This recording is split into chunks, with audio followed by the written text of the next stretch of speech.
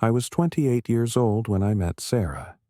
She was 34, a single mom with a 16-year-old daughter named Brooke. For 2 years, we built something real. I loved Sarah deeply, and I tried my best to connect with Brooke even though she kept her distance. I thought it was normal the way teenage girls are when someone new enters their world. Then, one evening, my phone rang. It was the police. Brooke had accused me of something unspeakable, something I would never do. In that moment, I felt my entire life crack open beneath my feet. Before I dive into what happened next, I want to know where you are watching from. Drop a comment and let me know your city or country. And if you have ever been falsely accused of something, hit that like button. So I know I am not alone in this. Subscribe to this channel if you want to hear more real stories. Like this one, stories that do not sugarcoat the hard parts of life. Now, let me tell you about the nightmare I had to live through and how I fought my way back to the truth. The call came at 8:30 on a Tuesday night. I was at my apartment finishing dinner when Detective Harris introduced himself. His voice was cold, professional. He asked if I could come down to the station to answer some questions about Brooke. My stomach dropped. I asked what happened, if she was okay. He said she was fine, but they needed to speak with me immediately. I drove there in a daze, my mind racing through every interaction I had ever had with her, searching for something, anything that might explain this. When I arrived, 2 detectives led me into a small interrogation room. Detective Harris was a man in his 50s, with gray hair and a hard stare that made me feel guilty before I even knew what I was being accused of. Detective Martinez sat across from him, younger, a woman with sharp eyes and a notebook in front of her. They told me Brooke had made a serious allegation. She claimed that 2 nights ago, while Sarah was away on a business trip in Atlanta, I had entered her bedroom at 2 in the morning. She said I touched her inappropriately. I felt the room spin. My hands went numb. I could barely form words. I told them it was insane, that I would never, ever do something like that. Detective Harris leaned forward and asked me where I was that night. I told them I was at my friend Jake's house.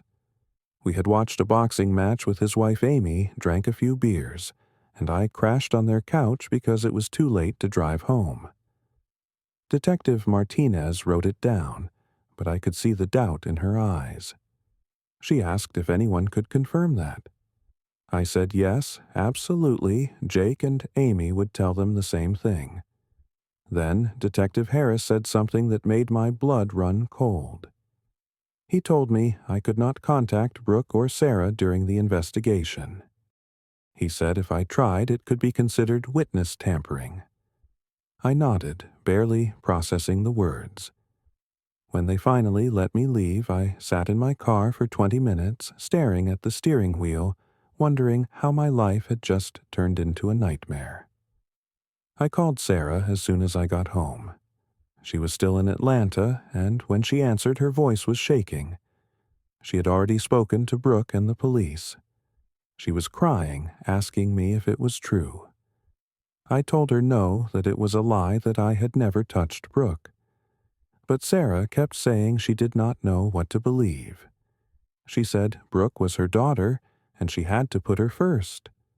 I understood that, but it did not make it hurt any less. The call ended with silence, and I sat alone in my apartment, feeling like I had just lost everything. The next few days were hell. I live in a small town in Wisconsin, the kind of place where everyone knows everyone. Word spread fast. My boss at the recreational center, a guy named Tom who had always treated me like family, called me into his office. He looked uncomfortable, his hands folded on the desk. He said he had to put me on administrative leave until the situation was resolved. We worked with kids at the center, he explained, and they could not take any risks. I told him I understood, even though I felt like I had been punched in the gut. Then there were the neighbors. People who used to wave at me in the morning now avoided eye contact. I went to the grocery store one afternoon, and a woman I vaguely recognized saw me grab her child's hand and walked quickly in the other direction. I felt like a criminal, like someone dangerous, even though I had done nothing wrong. Some of my friends stopped replying to my texts. It was like I had become invisible, or worse, like I had become someone they were afraid of. I knew I needed a lawyer. I met with a man named David Klein, a criminal defense attorney in his 60s, with a reputation for handling tough cases.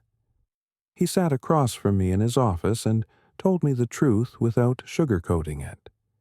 He said these kinds of accusations were tricky.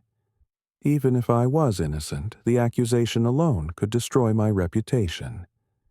He said it would cost at least $10,000 to defend me properly. I did not have that kind of money saved. I had to call my parents and ask to borrow it. My mom cried on the phone, but she told me she believed me. That was the first time in days I felt like someone was on my side. I hung up and made a promise to myself. I was going to prove I was innocent no matter what it took.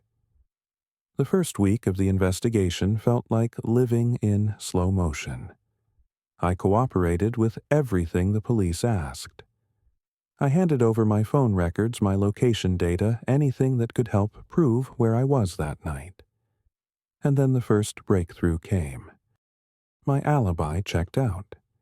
Jake and Amy confirmed that I had been at their house until well past 2 in the morning. I even had a receipt from a pizza delivery at 1:30 a.m. to their address. I thought that would be enough, that the whole thing would be dropped immediately. But it was not. Detective Martinez told me that Brooke had changed her story. Now she was saying she could not remember the exact night. She said it happened sometime that week, not necessarily the night she first mentioned. I wanted to scream. It felt like I was fighting a ghost, something I could not pin down or defend myself against. My lawyer told me this was common. He said accusers sometimes changed details when their original timeline did not hold up. But it did not make me feel any better. I felt trapped, like no matter what, I proved it would never be enough. Sarah finally agreed to meet me. We met at a neutral coffee shop in town, and when I saw her, my heart broke all over again. She looked exhausted, her eyes red and puffy from crying. I sat down across from her and tried to stay calm. I explained my alibi, showed her the receipts, the statements from Jake and Amy. I asked her to believe me. She looked at me with so much pain in her eyes and said she wanted to, but Brooke was her daughter. She asked me why Brooke would lie about something so serious. I told her that was exactly what I was trying to figure out. Sarah told me Brooke had been upset for months. She said Brooke did not like how much time she spent with me, that she felt like I was taking her mom away. But Sarah still could not accept that her daughter would lie. I understood her position, but it still felt like a betrayal. The woman I loved, the woman I had spent 2 years building a life with, did not believe me. We sat there for another hour, talking in circles, and when we finally said goodbye, I knew our relationship was over. I decided I could not just sit around waiting for the truth to come out. I started thinking back over the past few months, trying to find anything that might explain why Brooke would do this. Then I remembered something. About 3 months ago, I had caught Brooke sneaking out to a party with some older teenagers. She had told Sarah she was at a friend's house studying, but I saw her getting into a car with kids I did not recognize. I told Sarah about it, and Brooke got grounded for 2 weeks. She lost her phone privileges, which for a 16-year-old is like losing a limb. At the time, Brooke glared at me like I was the enemy, but I thought it would blow over. I called an old friend from high school, a guy named Jordan, who now worked as a social worker. I asked him if he had ever dealt with false accusations from teenagers. He said it happened more often than people thought. Sometimes it was for attention. Sometimes it was revenge for something small that spiraled out of control. He told me to look into Brooke's recent behavior, her friendships, anything that might give me a clue. That is when I thought of Emma Brooke's best friend. Emma was also 16, and she was always at Sarah's house. I ran into her by chance at a coffee shop a few days later. She looked uncomfortable when she saw me, like she wanted to leave. I approached her carefully and told her I just wanted the truth. I said I did not do what Brooke accused me of, and if she knew anything, I needed her to tell me. Emma shifted nervously, looking down at her hands. Finally, she said she did not know what to say. She admitted that Brooke had been really mad after I told Sarah about the party. She did not say it directly, but she hinted that Brooke had talked about getting back at me. I asked if I could record what she was saying, and after a moment she agreed. Then the real breakthrough came. My lawyer, David Klein, found something in the discovery process. The police had taken Brooke's phone as part of the investigation, and in the text messages there was evidence. 2 days before Brooke made her accusation, she had texted Emma saying she was sick of me, that I thought I could tell her mom what to do. Emma replied, asking what she was going to do. Brooke wrote back that she would make me regret ever coming into their lives. There were more messages. Brooke had searched on Google how to accuse someone, and whether you could go to jail for filing a false accusation. When David showed me the messages, I felt a mix of relief and rage. Relief because here was the proof clear as day that this was planned. Rage because a 16-year-old girl had tried to destroy my entire life over a grudge. I asked David what happened next. He said we were taking this evidence to the police immediately, and Brooke was going to have to answer for what she did. The next day, David and I met with Detective Harris and Detective Martinez. We laid everything out on the table. The alibi, the text messages showing Brooke's intent to get revenge, the recording of Emma hinting at Brooke's plan, and the search history on her phone.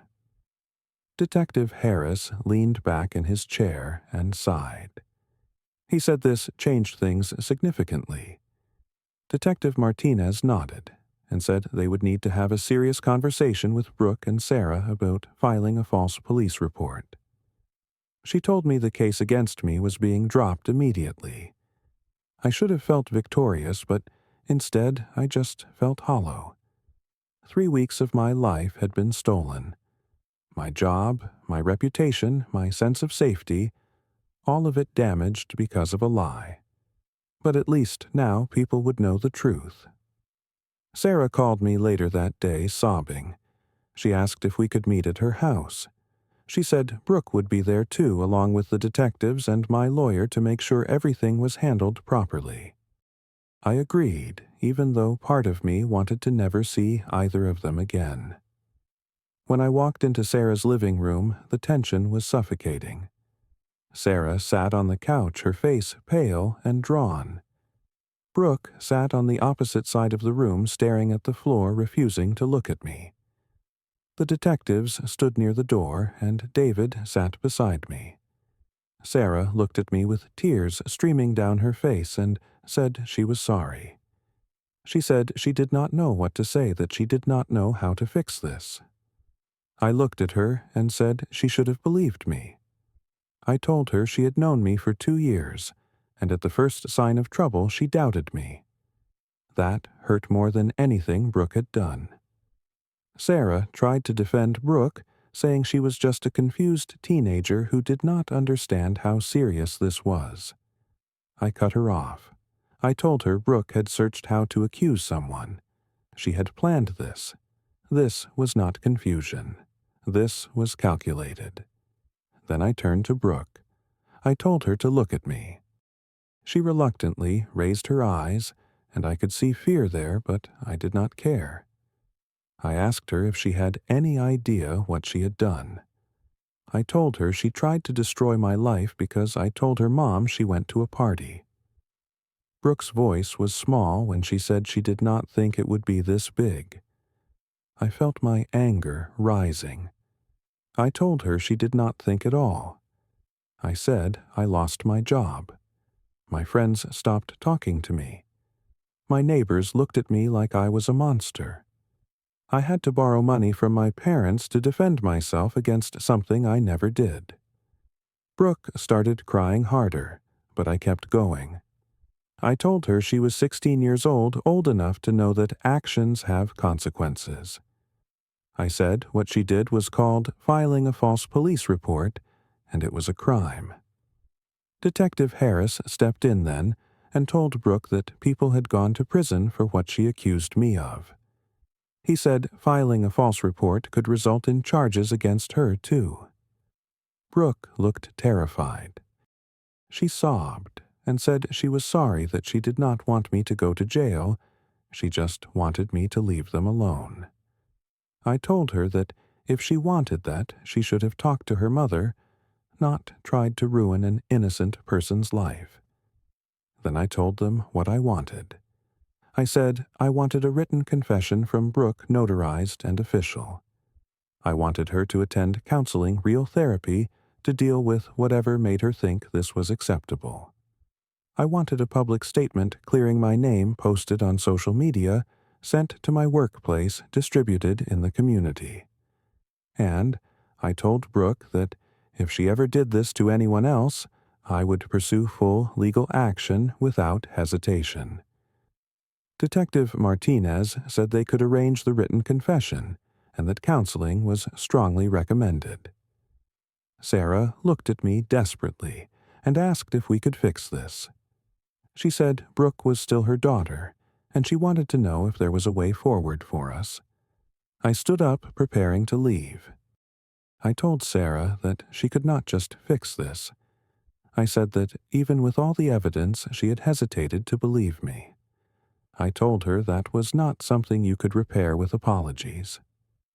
Sarah grabbed my arm and begged me to wait. She said she loved me, that we could work through it, that Brooke would do whatever it took to make it right. I gently pulled my arm away and looked at her one last time. I said I had loved her too, but love was not enough when there was no trust. I told her that when it mattered most, she chose to doubt me over believing the person she had spent 2 years with. That told me everything I needed to know. I said I accepted Brooke's confession and apology, and I hoped she learned from this. But Sarah and I were done. I walked out of that house without looking back. It hurt, but it also felt like freedom. The weeks after that confrontation were strange. I received the written confession from Brooke, notarized and official. She posted a public apology on social media admitting she had lied. Sarah sent letters to my workplace and to community members explaining that the accusations were false. My boss, Tom, called me and apologized. He said my job was waiting for me whenever I was ready. I took a week off to clear my head, then went back to work. It felt good to have routine again, to be around people who knew the truth. But not everyone believed me, even with the confession. Some people in town still gave me strange looks. I realized that once an accusation like that is made, it leaves a stain that never fully washes away. It was a hard lesson about human nature. People love a scandal, and they are slower to accept the truth. I blocked Sarah's number. I needed space to heal, and I could not do that if she kept reaching out. At first, I was angry all the time. I would lie awake at night replaying everything, feeling the rage build up inside me. That is when I decided to see a therapist. Her name was Dr. Linda Patterson, and she specialized in trauma. Our sessions helped me process the anger, the betrayal, the fear I had felt during those weeks. She encouraged me to write in a journal every night, and I did. I wrote about how it felt to be accused, to be doubted, to fight for my name. Slowly, the anger started to fade. My best friend Jake and his wife Amy invited me over for dinner every week. They never asked me to talk about it unless I wanted to. They just gave me a sense of normalcy of friendship that did not come with conditions. I started hiking again, something I used to love but had stopped doing when I was with Sarah. One morning, I drove out to a trail near the edge of town and climbed to the top of a hill. I watched the sunrise, the sky turning pink and orange, and for the first time in months, I felt free. I felt like I could breathe again. I also started reconnecting with old friends, people I had lost touch with over the years. I told them what had happened, and most of them were supportive. They listened, they believed me, and they welcomed me back into their lives. It reminded me that good people still existed, that not everyone would judge me based on a lie. One afternoon, I was at an animal shelter just browsing, and I saw a dog in the back corner. He was a mixed breed, maybe part Labrador, with sad eyes that looked like they had seen too much. The shelter worker said his name was Max, and he had been rescued from a bad situation. I knelt down, and Max came over slowly, sniffing my hand. Then he licked my fingers, and I felt something shift inside me. I adopted him that day. Max became my companion, my reminder that trust could be rebuilt, that love did not always come with betrayal. Through mutual friends, I heard updates about Brooke and Sarah. Brooke was attending therapy regularly, which I was glad to hear. Both she and Sarah were doing community service as part of their consequences. One day, I received a letter in the mail from Brooke. I almost threw it away without reading it, but curiosity got the better of me. In the letter, she said she knew sorry was not enough. She said she had been selfish and cruel, and she hoped that someday I could forgive her. I read it once, then folded it and put it in a drawer.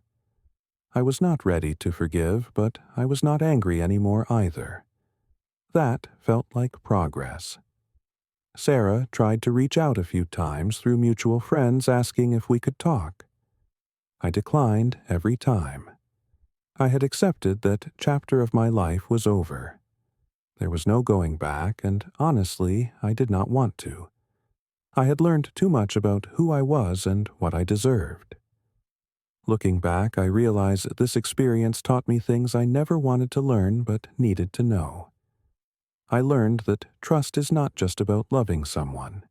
It is about believing in them when everything falls apart. Sarah failed that test, and it cost us our relationship. I learned that you have to stand up for yourself even when the whole world seems against you. I could have crumbled under the weight of that accusation, but I chose to fight back with the truth. That is the only way forward. I also learned that holding on to anger is exhausting. I do not hate Brooke or Sarah anymore. Anger takes too much energy, and I would rather spend that energy building a better life. But forgiveness does not mean forgetting. It does not mean going back. It just means letting go of the need for revenge. The most important lesson, though, was about freedom. Real freedom is not about making someone pay for what they did to you. It is about living your truth and refusing to let their actions define who you are. 6 months after everything happened, I am stronger than I have ever been. I got a job offer in Minnesota, and I am seriously considering it. A fresh start sounds good. I've even started dating again, nothing serious, just coffee here and there. I am not rushing into anything. I have learned to take my time to trust my instincts. Sometimes people will lie about you. Sometimes even the people you love will not believe you. But if you stand firm in your truth and fight for yourself, you will come out stronger on the other side. Not bitter, just wiser. And that is a kind of freedom worth fighting for. So, let me ask you this. Have you ever been falsely accused of something? How did you handle it? Drop your story in the comments below. I would love to hear from you. And if this story resonated with you, hit that like button and share it with someone who needs to hear it. Subscribe to this channel for more real-life stories that do not shy away from the hard truths. Thank you for listening to my story. I hope it reminds you that no matter how dark things get, the truth has a way of coming to light.